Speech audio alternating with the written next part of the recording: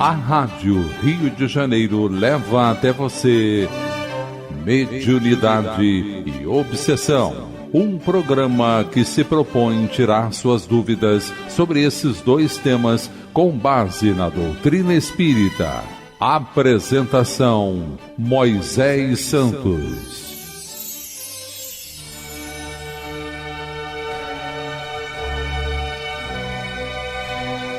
Caríssimos ouvintes da Rádio Rio de Janeiro, eu sou Moisés Santos e este é o programa Mediunidade e Obsessão.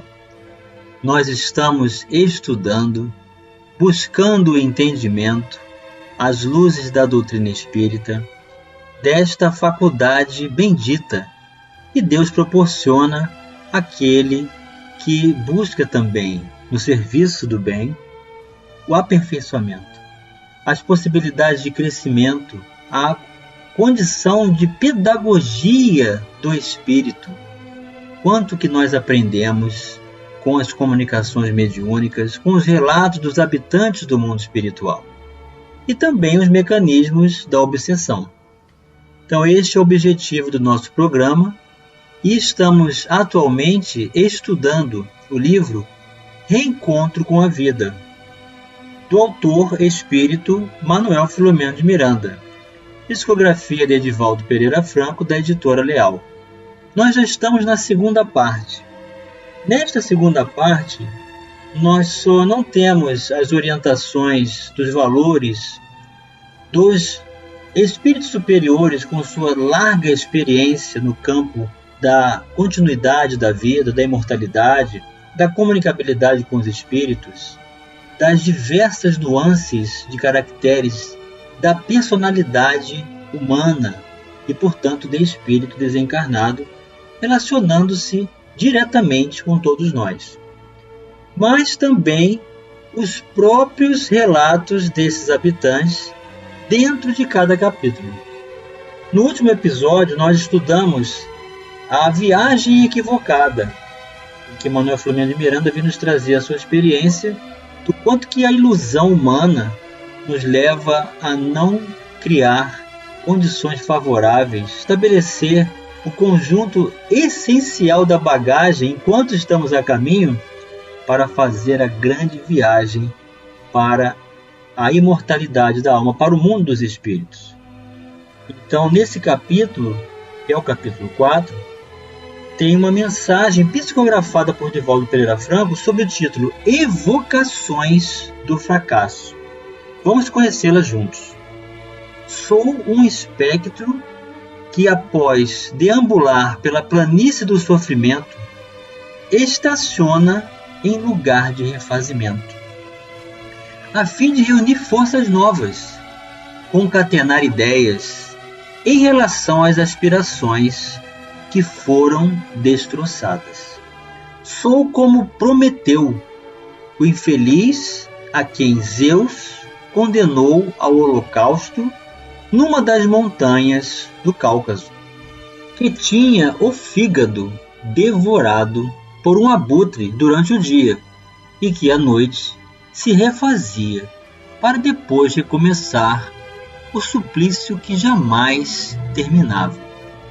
Então, o comunicante aqui está valendo-se mais uma vez, como é muito comum na psicografia de Edivaldo Pereira Franco, a ideia relacionada à mitologia grega, trazendo os recursos de sofrimento e de pendores que trazemos relacionadas a essas fantasias.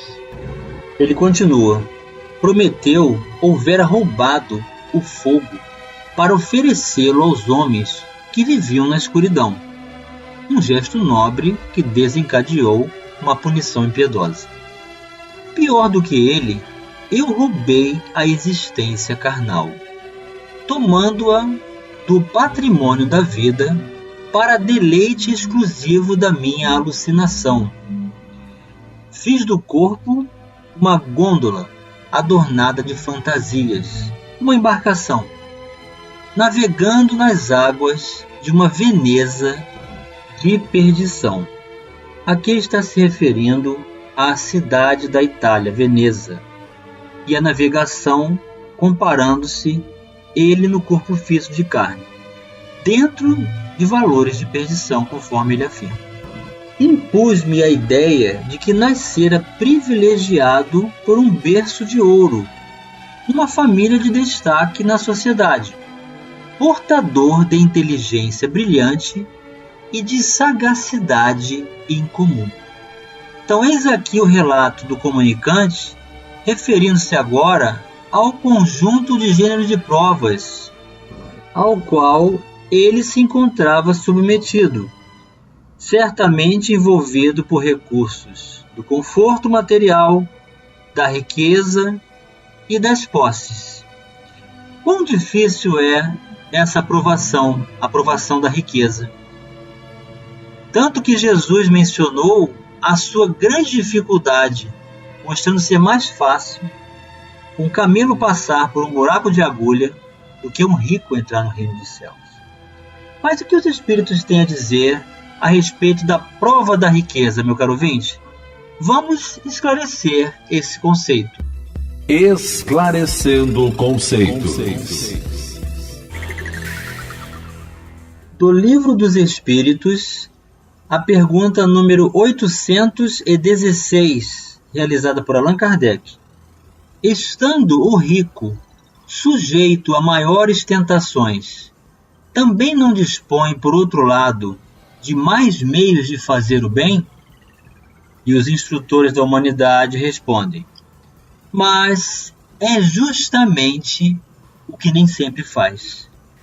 Torna-se egoísta, orgulhoso e insaciável. Com a riqueza, suas necessidades aumentam, e ele nunca julga possuir o bastante para si unicamente. E Kardec vem dar a sua contribuição após a resposta da espiritualidade superior. A alta posição do homem neste mundo e o ter autoridade sobre os seus semelhantes são provas tão grandes e tão escorregadias como a desgraça, porque quanto mais rico e poderoso é ele, tanto mais obrigações tem que cumprir, e tanto mais abundantes são os meios de que dispõe para fazer o bem e o mal. Deus experimenta o pobre pela resignação, e o rico pelo emprego que dá aos seus bens e ao seu poder. A riqueza e o poder fazem nascer todas as paixões que nos prendem à matéria e nos afastam da perfeição espiritual. Por isso foi que Jesus disse: em verdade vos digo, que mais fácil é passar um camelo por um fundo de agulha do que entrar um rico no reino dos céus. Então é assim, meu caro ouvinte, quando se ganha muito materialmente, quando Deus concede oportunidade do gênero de provas da riqueza, estamos muito vulneráveis nessa condição às grandes tentações e ao prejuízo da ilusão que a matéria proporciona.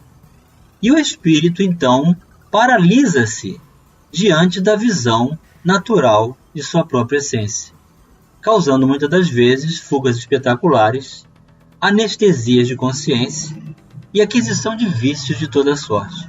E o habitante do mundo espiritual continua em seu relato: passeei a minha estupidez pelos recantos da luxúria e da ostentação, como se a vida fora um convescote de sonhos, de falsos sorrisos e de embriaguez dos sentidos. Convescote, meu caro ouvinte, significa piquenique, um lanche. Então ele compara a vida dele como um piquenique de sonhos, mas de falsos sorrisos e de anestesia dos sentidos. Os excessos faziam parte do meu cotidiano. Não seriam, reflexiono agora, uma fuga na busca de uma realidade que me negava a encontrar? O que é certo é que a morte foi-me também generosa, dando-me inúmeras chances para respeitar a vida, antes de vir ter comigo.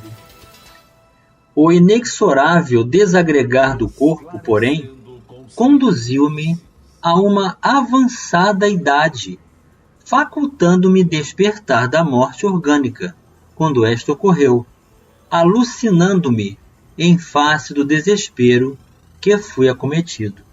Então, geralmente, o desencarne do espírito que tem lucidez e saúde mental e espiritual, ele se vê rejuvenescido, mais jovem. No caso aqui, ele está dizendo que ao desencarnar, passou a aparentar-se com uma idade mais envelhecida. Não pode haver vida depois da morte. Esta frase está entre aspas. Era sempre a minha justificação para dilapidar as energias do organismo e usufruir o prazer até o total aniquilamento. Negava-me filosoficamente a acreditar na imortalidade da alma, justificando a escassez de documentação probante dessa realidade. Nada obstante, aceitava a existência carnal somente, finando-se na sepultura, sem que houvesse confirmação do seu aniquilamento. Apesar de tudo, chegou o meu momento final no corpo, à semelhança da lagarta, que abandona o casulo para tornar-se falena colorida, planando no ar, com a diferença de que dele não me consegui libertar, permanecendo-lhe atado por invisíveis fios que me aprisionavam lúcido. Acompanhei-lhe a decomposição, célula a célula. Senti na carne da alma o banquete dos vermes vorazes e a transformação dos órgãos em fluidos fétidos e pestilentos. Então, um desencarne bem sofrido de alguém que estava muito vinculado ao corpo físico de carne, sustentando o sentido de sua vida exclusivamente para as sensações do corpo. Asfixiei-me por longo tempo sob a pressão da terra, sem perder o raciocínio, e quando dali saí, não foi pelo meu querer, mas porque fui arrastado por hordas selvagens que me conduziram a presídio lúgubre, em furnas escuras e apavorantes. Então, meu caro ouvinte, deste relato impressionante, nós vamos considerar que não há condenação divina, mas sim uma conexão já estabelecida pelo próprio interesse do encarnado em assim submeter-se às forças que estavam na mesma condição de objetivos, de usurpação e de permissão para esses excessos. Vamos continuar buscando os recursos do habitante do mundo espiritual, ensinando-nos a ressignificar valores. Já no próximo bloco. A Rádio Rio de Janeiro está apresentando Mediunidade e Obsessão. Participe do programa Mediunidade e Obsessão enviando sua sugestão ou pergunta para o e-mail meo@radioriodejaneiro.am.br ou pelo WhatsApp 984867633 aos cuidados de Moisés Santos. A Rádio Rio de Janeiro está apresentando Mediunidade e Obsessão. Apresentação: Moisés Santos. Caríssimos ouvintes da Rádio Rio de Janeiro, voltamos agora para o segundo bloco do nosso programa de hoje. Lembrando que você, meu caro ouvinte, pode se comunicar conosco, pode trazer a sua mensagem, pode nos trazer o seu relato, a sua experiência, a sua pergunta, para enriquecer este programa e mais estabelecermos oportunidade de aprendizagem uns para com os outros. Nós estamos estudando o livro Reencontro com a Vida, do Espírito Manuel Filomeno de Miranda, psicografia de Edivaldo Pereira Franco, da editora Leal. Nós estamos na segunda parte desse livro, capítulo 4, cujo título é Viagem Equivocada. E, com um acréscimo de entendimento acerca desse título, nós temos uma comunicação psicografada por Divaldo Pereira Franco, em que uma experiência dentro do campo do gênero de provas da riqueza em que o espírito sucumbiu e equivocadamente iludiu-se, permitiu seus excessos e estabeleceu simbiose com as energias espirituais sem se dar conta, negando-se totalmente a conceber uma continuidade da vida após a decrepitude do corpo, relatando situações gravíssimas de conexão com hordas espirituais que o arrastaram penosamente para regiões das trevas, trancafiando em prisão lúgubre, como ele mesmo relata. Então não é uma condenação divina, não é um desvio das condições naturais, mas a construção do nosso próprio destino desde já. E ele continua: na minha mente não luzia uma esperança. Blasfemavam contra mim, o meu fastígio, a vida inútil que tivera. Acicatavam-me com tenazes, enquanto gargalhavam estentóricos. Exprobravam-me com doestos perversos, dizendo: goza, miserável, desfruta do corpo que te serviu de baluarte mentiroso e de segurança falsa. Seria aquilo o inferno? Ele pergunta, entre aspas. Perguntava-me atônito. Se o era, Dante não o retratara com essa ferocidade, fora mais benigno ao descrevê-lo em sua Divina Comédia. Aqui ele está se referindo à obra literária Divina Comédia de Dante Alighieri. Não tenho ideia do tempo em que transcorreu o infausto acontecimento. Ou seja, o espírito perde totalmente a noção de tempo, porque não divisa mais o nascer e nem o pôr do sol. São-me escassos os recursos para calcular as dimensões entre o momento da parada cardíaca e o da saída daquele hórrido cárcere, quando, exaurido nas forças e resistências, arrependo-me da insensatez e leviandade que me permitira. Com a alma dilacerada, fui amparado por uma caravana de seres angélicos que visitou o lúgubre desterro. Então esses espíritos que blasfemavam contra ele, que o atormentavam e que descaridosamente afirmaram ele ter vivido uma vida mentirosa, sem segurança verdadeira, na verdade já estavam comungando com ele. Não era nenhuma surpresa. Apenas estabeleceu-se um concurso e foco material de tal forma que isso deixou de ser percebido. Mas essa conexão já existia. Mas a misericórdia divina é maravilhosa e está sempre nos oferecendo a oportunidade do recomeço. Porém, temos que considerar o fato de que nenhum de nós gostaríamos de passar por essas situações escabrosas, vilipendiando a nossa intimidade, sendo arrastado e aprisionado, sendo usurpado as emoções de tal forma que perdemos completamente a noção do tempo. Fui recolhido com misericórdia, assim como outros encarcerados, e levado a uma área de refazimento.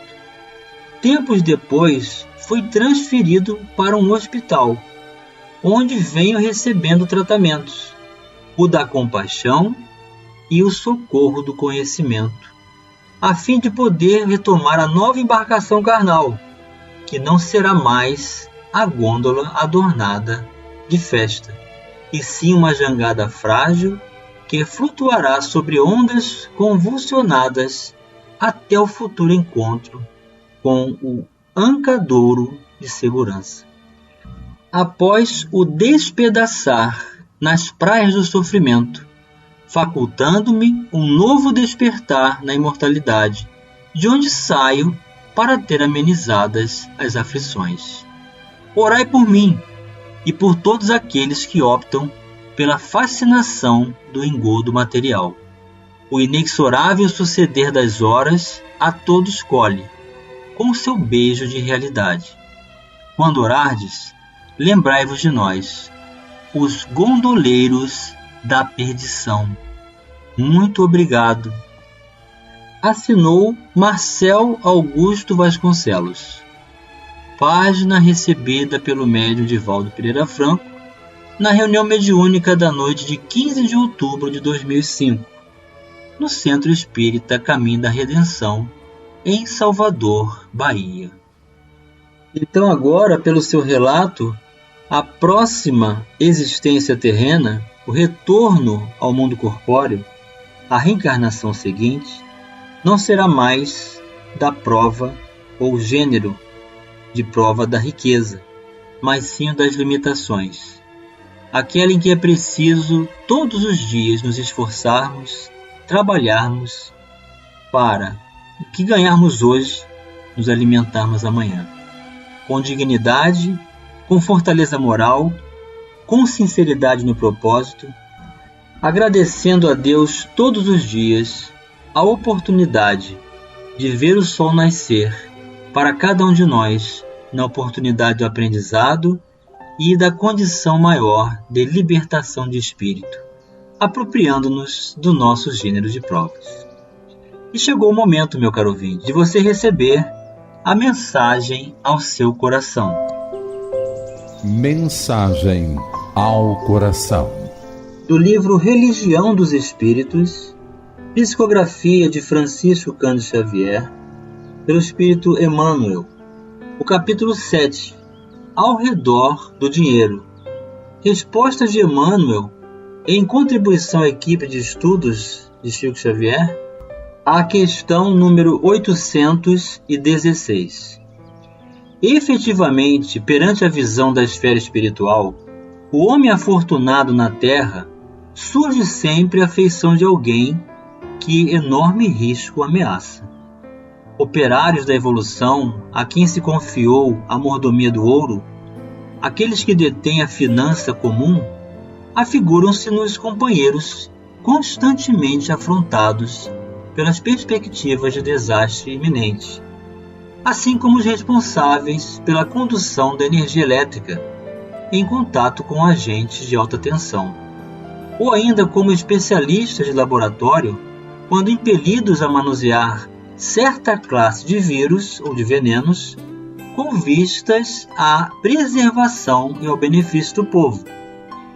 Considerando, porém, as inconveniências e desvantagens que assinalam a luta dos que foram chamados a transportar semelhantes cruzes amoedadas, é forçoso convir que o coração voltado para Jesus pode sustentar-se nesse círculo de incessantes inquietações na tarefa sublime da paz e da luz, da ascensão e da liberdade. Isso porque, se o dinheiro nas garras da usura pode agravar os flagícios da orfandade e os tormentos da viuvez, nas mãos justas do bem converte o pauperismo em trabalho e o sofrimento em educação. Se a riqueza entesourada sem o lucro de todos pode gerar o colapso do progresso, o centavo movimentado ao impulso da caridade é o avivamento do amor na terra, por transformar-se a cada minuto no remédio ao enfermo necessitado, no livro renovador das vítimas do desânimo, no teto endereçado aos que vagueiam sem rumo, e na gota de leite que tonifica o corpo subnutrido da criancinha sem lar. Ninguém tema desse modo a grave responsabilidade da posse efêmera entre as criaturas humanas, mas que toda propriedade seja por nós recebida como empréstimo santo, cujos benefícios é preciso estender em proveito geral, atentos à lei de que a felicidade só é verdadeira felicidade quando respira na construção da felicidade devida aos outros.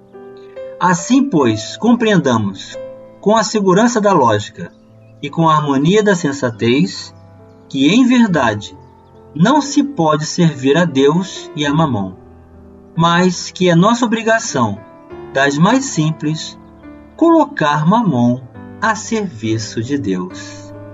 Emmanuel para os nossos corações, meu caro ouvinte, nos convidando à libertação de espírito, dando direcionamento verdadeiro às posses.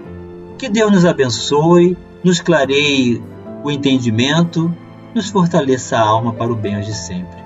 Um grande abraço e até o próximo programa. A Rádio Rio de Janeiro apresentou Mediunidade e Obsessão.